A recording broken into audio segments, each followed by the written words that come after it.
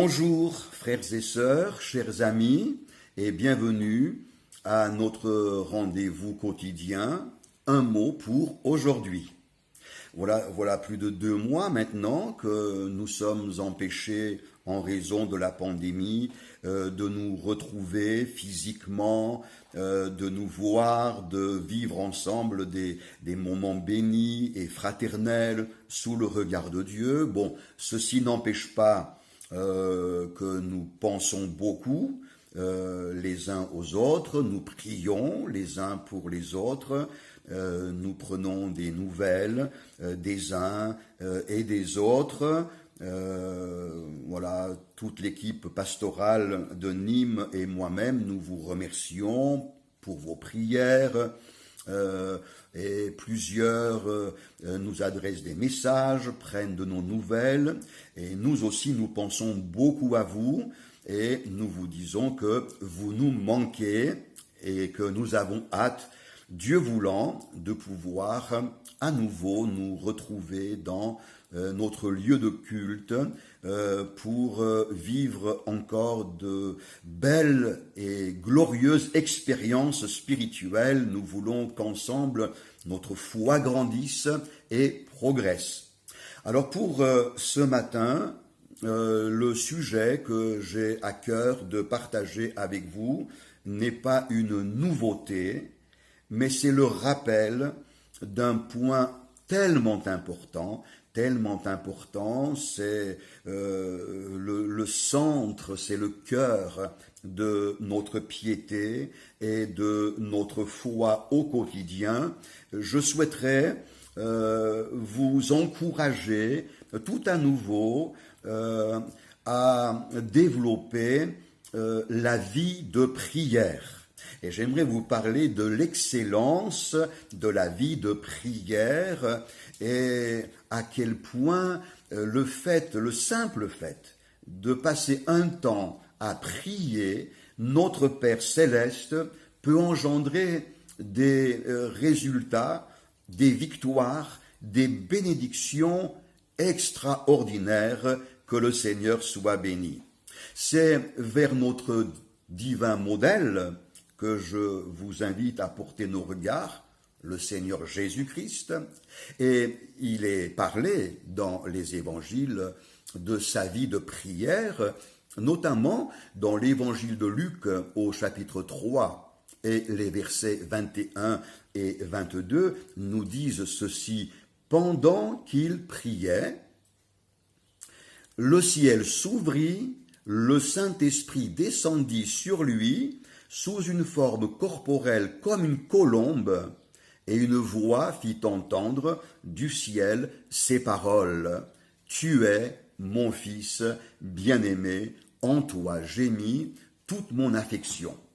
Jésus priait, et pendant qu'il priait, il s'est produit 3 phénomènes glorieux sur lesquels rapidement je reviendrai tout à l'heure. Mais déjà, j'aimerais te dire, mon frère, ma sœur, te dire, mon ami, que prier vaut mieux que tout. Prier le Dieu fidèle, c'est mieux que de s'inquiéter, que de s'agiter. Prier, c'est mieux que d'analyser et de chercher par nos ressources personnelles une solution à nos problèmes. Prier vaut mieux que tout. Pendant qu'il priait, premièrement, la Bible nous dit que le ciel s'ouvrit. Le ciel s'ouvre et en s'ouvrant, il nous révèle ses richesses et ses trésors. Vous savez, il y a les choses terrestres et il y a les réalités glorieuses dans le ciel. Ce qui est terrestre, c'est incertain, c'est éphémère, c'est souvent superficiel. Ce qui est terrestre ne suffira jamais à combler notre cœur. Mais quand on prie, Dieu nous ouvre son ciel et nous fait connaître ses trésors, ses richesses. Dieu ouvre son ciel. C'est un Dieu donc d'ouverture.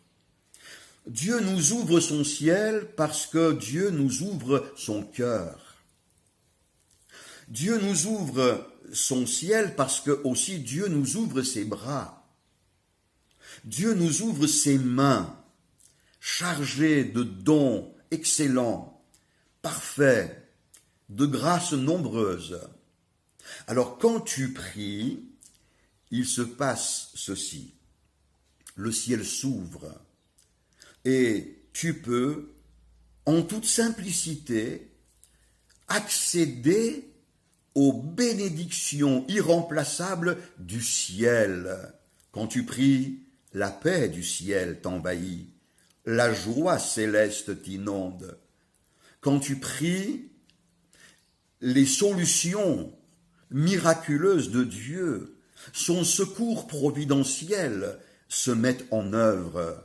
Oui, d'où me viendra le secours, dira le psalmiste, le secours me vient de l'Éternel qui a fait la terre et les cieux.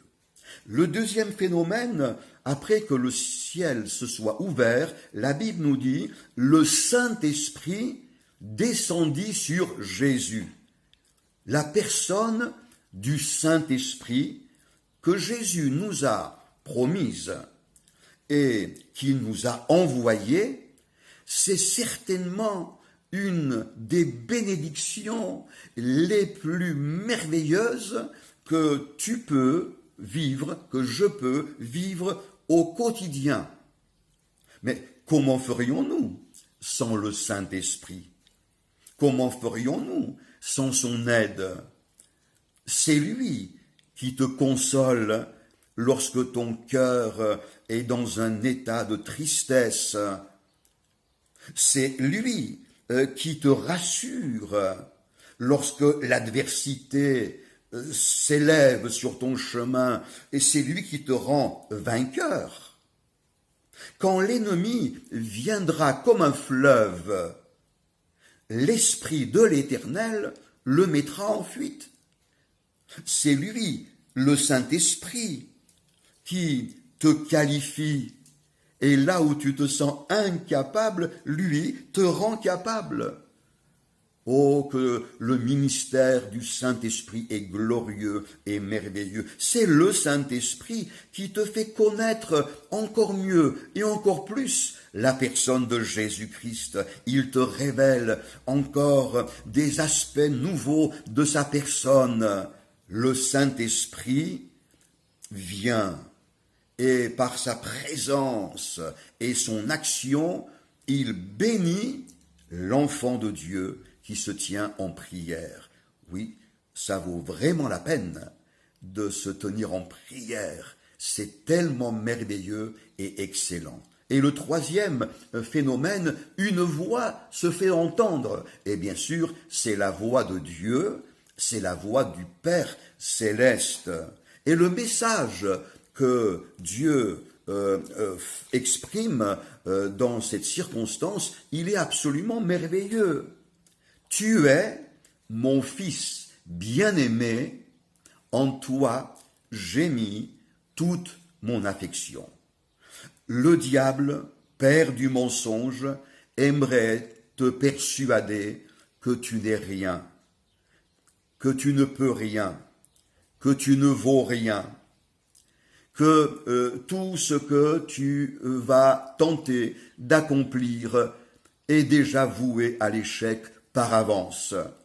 Il va essayer de te convaincre d'une image négative de ta propre personne.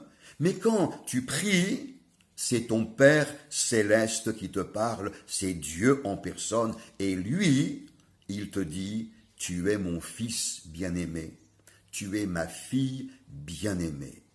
Frères, sœurs, qui écoutez ce message, rappelez à votre cœur qui vous êtes aux yeux du Père céleste. Vous êtes son enfant, la prunelle de son œil. Et en toi, va dire Dieu, j'ai mis toute mon affection. Nous avons besoin, dans ces moments de prière au quotidien de laisser Dieu nous rappeler de quel amour infini il nous aime. Amour parfait, amour inconditionnel, amour nourricier, puisque par amour, Dieu va prendre soin de ses enfants. Alors, voilà, pour démarrer cette nouvelle journée, ce vendredi, je vous propose ces encouragements, cette parole, un mot pour aujourd'hui. Mais ce n'est pas un mot anodin, c'est un mot de la part de Dieu.